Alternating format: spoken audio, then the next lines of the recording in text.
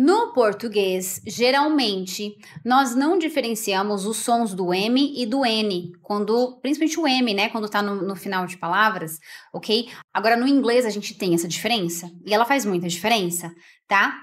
Som do M, você fecha a boca, principalmente no final de palavras. Por exemplo, Pam. Pam é o nome de mulher, tá? Pam, Pam. Some.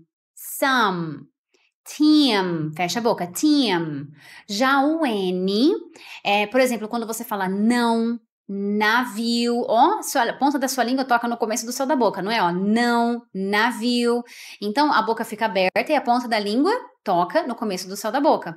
Então, pen, ó, pen, sun, teen.